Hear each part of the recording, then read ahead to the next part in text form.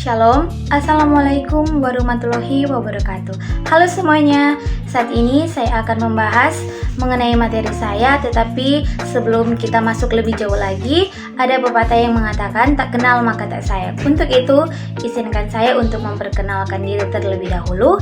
Nama saya Belinda Landawaang dengan NIM 2006-1102-364 dari kelas 5B7 Program Studi Manajemen Fakultas Ekonomi dan Bisnis Universitas Samratulangi. Video ini dibuat dalam rangka memenuhi tugas ujian tengah semester dari mata kuliah Akuntansi Manajemen dengan dosen pengampu Dr. Imelda Weldin Juliana Ogi SE MM. Baiklah, langsung saja kita masuk dalam materi. Dan saat ini saya akan membahas materi mengenai laporan laba rugi full costing dan variable costing. Teman-teman, dalam materi ini kita memiliki beberapa subtopik, diantaranya yaitu pengertian dan tujuan pembuatan laba rugi, pengertian dan manfaat full costing, pengertian dan manfaat variable costing, perbedaan full costing dan variable costing, mengapa laporan laba rugi diperlukan, dan cara membuat laporan laba rugi sampai ke penyajian laporan laba rugi. Nah, yang pertama kita masuk dalam definisi laporan laba rugi. Laporan laba rugi merupakan bagian dari laporan keuangan suatu perusahaan yang dihasilkan pada suatu periode akuntansi yang menjabarkan unsur-unsur pendapatan dan beban perusahaan sehingga menghasilkan suatu laba bersih. Selanjutnya yaitu tujuan pembuatan laba rugi. Tujuan pembuatan laba rugi yang pertama yaitu membantu menjelaskan kondisi keuangan bisnis di akhir periode. Dan yang kedua, sebagai bahan evaluasi apabila terdapat peningkatan atau penurunan biaya-biaya yang telah dikeluarkan. Yang ketiga, membantu menyusun strategi agar penjualan semakin meningkat. Dan yang terakhir, sebagai patokan dalam perhitungan besaran pajak perusahaan. Berikut ini kita masuk ke subtopik yang kedua yaitu pengertian full costing. Full costing merupakan metode penentuan harga pokok produksi yang memperhitungkan semua unsur biaya produksi ke dalam harga pokok produksi yang terdiri dari biaya bahan baku, biaya tenaga kerja langsung, dan biaya overhead pabrik, baik yang berperilaku variabel maupun tetap. Nah, teman-teman, yang selanjutnya ini adalah manfaat full costing. Seperti kita tahu bersama, manfaat dari full costing ini sendiri yaitu mampu menampilkan jumlah biaya overhead secara komprehensif karena memiliki dua jenis biaya di dalamnya, yakni biaya overhead tetap dan variabel. Juga metode ini bisa melakukan penundaan dalam beban biaya overhead karena saat produk belum laku dijual di pasaran. Nah, teman-teman, langsung saja kita masuk ke subtopik yang kedua mengenai variable costing. Yang pertama perlu diketahui apa sih variable costing itu? Nah, di sini variable costing merupakan metode penentuan harga pokok produksi yang hanya memperhitungkan biaya produksi yang berperilaku variabel ke dalam harga pokok produksi yang terdiri dari biaya bahan baku, biaya tenaga kerja langsung, dan biaya overhead pabrik variabel. Nah, selanjutnya variable costing ini juga memiliki manfaat tentunya. Dan manfaat dari variable costing ini yaitu manfaat informasi yang dihasilkan oleh variable costing yang pertama dapat digunakan dalam perencanaan laba jangka pendek. Dan yang kedua, perencanaan laba jangka pendek dilakukan pada saat melakukan penyusunan anggaran biaya. Dan yang ketiga, juga digunakan dalam suatu pengendalian biaya.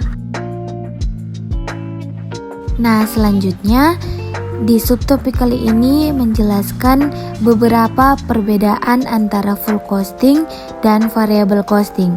Salah satunya, perbedaan pokok antara metode full costing dan variable costing sebetulnya terletak pada perlakuan biaya tetap produksi tidak langsung, dan perbedaan antara kedua konsep tersebut terletak pada tujuan utamanya. Yang pertama yaitu konsep full costing mempunyai tujuan utama untuk pelaporan eksternal. Dan yang kedua, sedangkan konsep variable costing mempunyai tujuan utama yang tersendiri, yaitu untuk pelaporan internal. Nah, untuk perbedaan yang berikutnya, kalau dari segi full costing, untuk biaya yang digolongkan dengan pendekatan fungsi biaya digolongkan menjadi biaya produksi dan biaya non-produksi. Sedangkan kalau dari segi variable costing, biaya digolongkan dengan pendekatan variabilitas, yaitu biaya digolongkan menjadi biaya variabel dan biaya tetap. Nah, untuk perbedaan yang selanjutnya mengenai penentuan harga pokok. Untuk produk pada metode full costing, semua elemen biaya produksi, baik tetap maupun variabel, dibebankan ke dalam harga pokok produk.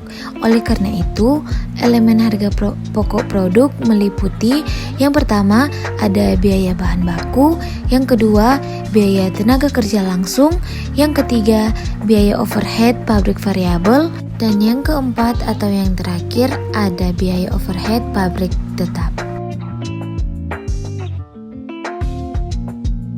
Nah, teman-teman, sedangkan penentuan harga pokok pada metode variable costing itu sendiri hanya memasukkan atau membebankan biaya produksi variabel ke dalam harga pokok produk. Dan elemen harga pokok produk meliputi yang pertama itu ada biaya bahan baku, yang kedua ada biaya tenaga kerja langsung, yang ketiga ada biaya overhead pabrik pada variabel. Nah, yang selanjutnya perbedaan full costing dan variable costing menurut BOP tersendiri. Dan pada metode full costing, untuk BOP tetap dibebankan ke dalam harga pokok produk. Oleh karena itu, jika sebagian produk masih ada dalam persediaan atau belum terjual, maka sebagian BOP tetap masih melekat pada harga pokok persediaan. Sedangkan dalam metode variable costing tidak membebankan BOP tetap ke dalam harga pokok produk, akan tetapi BOP tetap langsung dibebankan ke dalam laba rugi sebagai biaya periode.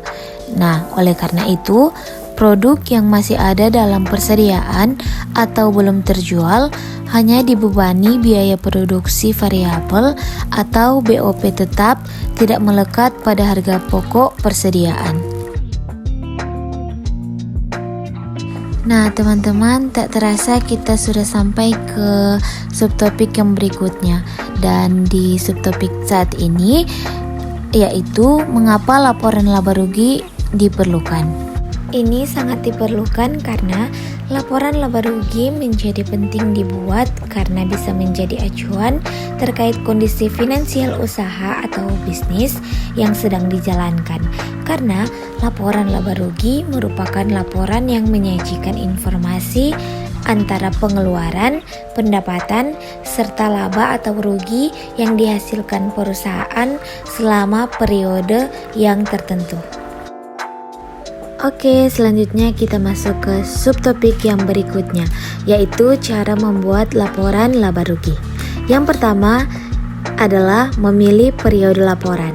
Untuk pembuatan laporan laba rugi umumnya dilakukan di akhir suatu periode dan periodenya dapat dipilih sesuai dengan ketentuan bisnis. Yang kedua, membuat neraca percobaan. Neraca percobaan adalah dokumen internal yang berisi saldo akhir di setiap akun buku besar pada suatu periode tertentu. Menghitung pendapatan. Langkah selanjutnya adalah menghitung total pendapatan bisnis dalam periode yang telah ditentukan sebelumnya. Pendapatan yang dihitung adalah semua uang yang diperoleh untuk layanan selama periode tersebut. Langkah selanjutnya yaitu menentukan harga pokok penjualan atau HPP. Setelah menghitung pendapatan, berikutnya perlu menentukan harga pokok penjualan atau HPP. Bisa menentukan HPP dengan menghitung harga pokok produksi terlebih dahulu. Yang berikutnya adalah menghitung gross margin. Gross margin atau margin kotor menunjukkan jumlah kotor yang diperoleh dari penjualan produk. Untuk mendapatkan nilai gross margin, bisa mengurangi total pendapatan dengan total HPP pada laporan laba rugi. Dan yang berikutnya, langkah berikutnya menambahkan biaya operasional. Untuk langkah ke-6 ini adalah menambahkan biaya operasional.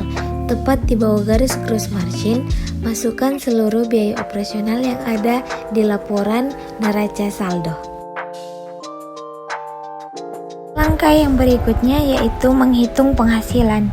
Dengan nominal penghasilan bisa didapatkan dengan mengurangi total biaya penjualan dan administrasi dari gross margin. Kemudian, masukkan jumlah yang didapat di bagian bawah laporan laba rugi. Dan langkah berikutnya yaitu menambahkan pajak penghasilan. Berikutnya, kalikan angka pendapatan sebelum pajak dengan tarif pajak negara. Lalu, tambahkan di bawah angka penghasilan sebelum pajak pada laporan laba rugi. Dan langkah yang terakhir yaitu menghitung penghasilan neto. Penghasilan neto adalah pendapatan bersih. Bisa kita peroleh nilainya dengan mengurangi pajak pendapatan dari angka pendapatan sebelum pajak. Setelah itu, tambahkan ke baris terakhir dalam laporan laba rugi. Dan di subtopik yang terakhir yaitu kita masuk saja ke dalam penyajian laporan laba rugi. Nah, perbedaan di dalam penyajian laporan laba rugi antara metode full costing dengan variable costing dapat ditinjau dari segi yang pertama, penggolongan biaya dalam laporan laba rugi, dan yang kedua, struktur atau penyajian dalam laporan laba rugi, dan yang ketiga atau yang terakhir, berupa besarnya laba bersih yang diterima suatu perusahaan. Nah, di dalam penyajian laporan laba rugi, saya mengambil contoh dari PT Jaya Abadi, dan berikut ini adalah data-data milik PT Jaya Abadi yang bergerak pada pembuatan kaleng. Di antaranya, yang pertama ada biaya bahan baku per unit senilai Rp10. Yang kedua, biaya tenaga kerja langsung per unit senilai Rp20. Yang ketiga, biaya overhead variabel per unit senilai Rp15. Yang keempat, biaya administrasi variabel senilai Rp5. Yang kelima, biaya penjualan variabel senilai Rp3. Dan yang keenam, biaya penjualan tetap senilai Rp1 juta. Dan yang ketujuh, biaya administrasi tetap senilai Rp500.000.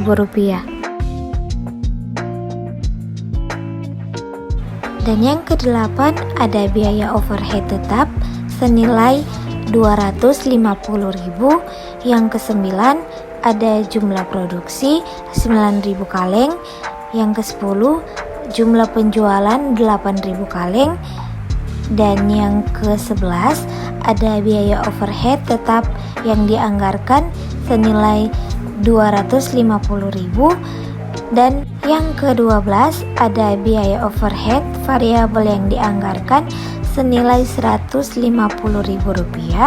Dan yang ke-13 ada jumlah produksi yang dianggarkan pada kapasitas normal 10.000 kaleng dengan harga jual Rp300. Nah, jika di bawah tabel dapat kita lihat di contoh berikut ini. Ketika menghitung HPP dengan metode full costing, di sebelah kiri dapat ditulis persediaan awal mulai dari biaya produksi, biaya bahan baku dalam kurung material 9.000 kaleng dikalikan dengan Rp10, maka didapat sebesar Rp90.000. Selanjutnya, biaya tenaga kerja langsung atau upah langsung senilai 9.000 dikalikan dengan Rp20 sehingga mendapatkan hasil senilai 180.000. Selanjutnya, biaya overhead pabrik variabel senilai 9.000 kaleng dikalikan dengan Rp15, maka mendapatkan hasil senilai Rp135.000. Dan selanjutnya ada biaya overhead pabrik tetap senilai 9.000 kaleng dikalikan dengan Rp25 dan mendapatkan hasil senilai Rp225.000. Dengan total persediaan awal berjumlah Rp630.000. Dan selanjutnya, jadi yang tersedia untuk dijual itu senilai Rp630.000. Dan selanjutnya, persediaan akhir 1.000 kaleng dikalikan dengan Rp10 ditambahkan dengan Rp20 dan ditambahkan Rp15 dan ditambahkan Rp25 mendapatkan hasil yaitu Rp70.000. Nah, di sini yang tersedia untuk dijual dikurangi dengan persediaan akhir, jadi Rp630.000 dikurang dengan Rp70.000 mendapatkan harga pokok penjualan senilai Rp560.000. Selanjutnya menghitung beban administrasi. Di sini variabel senilai Rp8.000 dikalikan dengan Rp5 berjumlah Rp40.000. Dan di sini ada biaya tetap yang berjumlah Rp500.000, jadi ditambahkan dengan biaya variabel Rp40.000 dan Rp500.000 mendapatkan hasil Rp540.000. Selanjutnya menghitung beban penjualan. Di sini ada variabel Rp8.000 dikali Rp3 mendapatkan Rp24.000. Dengan biaya tetap senilai Rp1.000.000, maka dapat diperoleh hasil Rp1.024.000. Nah, berikut ini menghitung laporan laba rugi. Dengan penjualan 8.000 kaleng dikalikan dengan Rp300, maka mendapatkan hasil Rp2.400.000. Dengan harga pokok penjualan variabel 8.000 kaleng dikali Rp70, mendapatkan nilai Rp560.000. Untuk biaya overhead tetap kurang dibebankan Rp10.000 dikurangi Rp9.000 dikali dengan Rp25. Jadi HPP sesungguhnya yaitu Rp585.000 dengan laba bruto senilai Rp1.815.000. Jadi biaya operasional, biaya administrasi senilai Rp540.000 dengan biaya penjualan senilai Rp1.024.000 ditambahkan menjadi Rp1.564.000 dengan laba sebelum pajak senilai Rp551.000. Selanjutnya menghitung harga pokok metode variable costing. Untuk persediaan awal 0, biaya produksi ada biaya bahan baku material Rp9.000 dikali Rp10 senilai Rp90.000. Biaya tenaga kerja langsung atau upah langsung Rp9.000 dikali Rp20 mendapatkan hasil Rp180.000. Dan biaya overhead pabrik variabel Rp9.000 dikali Rp15 mendapatkan hasil Rp135.000. Dijumlahkan mendapatkan hasil Rp405.000. Jadi tersedia untuk dijual Rp405.000 dikurangi dengan persediaan akhir 1.000 kaleng dikali dengan Rp10 ditambah Rp20 ditambah Rp15 senilai Rp45.000 dan harga pokok penjualan menjadi Rp360.000. Selanjutnya menghitung laporan laba rugi. Dengan penjualan 8.000 kaleng dikali Rp300 sejumlah Rp2.400.000. Jadi harga pokok penjualan variabel 8.000 kaleng dikali Rp45.000 senilai Rp360.000 dan manufacturing margin berjumlah Rp2.040.000. Beban administrasi variabel 8.000 kaleng dikali Rp5 senilai Rp40.000 dan beban penjualan variabel 8.000 kaleng dikali Rp3 mendapatkan hasil Rp24.000 dan berjumlah Rp64.000. Jadi 2.040.000 dikurang dengan Rp64.000 mendapatkan hasil margin kontribusi senilai Rp1.976.000. Jadi biaya-biaya tetap mulai dari biaya administrasi tetap senilai Rp1.000.000, biaya penjualan tetap senilai Rp500.000, biaya overhead pabrik tetap senilai Rp250.000 mendapatkan jumlah Rp1.750.000 dengan laba sebelum pajak yaitu Rp226.000. Nah teman-teman, itulah tadi beberapa penjelasan dari pemaparan materi mengenai laporan laba rugi full costing dan variable costing. Dan saya memohon maaf apabila ada kesalahan kata, dan semoga video ini dapat bermanfaat bagi kita semua. Dan jangan lupa untuk like, komen, dan subscribe channel YouTube ini. Untuk teman-teman yang memiliki pertanyaan ataupun kritik dan saran, dipersilakan untuk dapat menulis di kolom komentar di bawah ini. Terima kasih.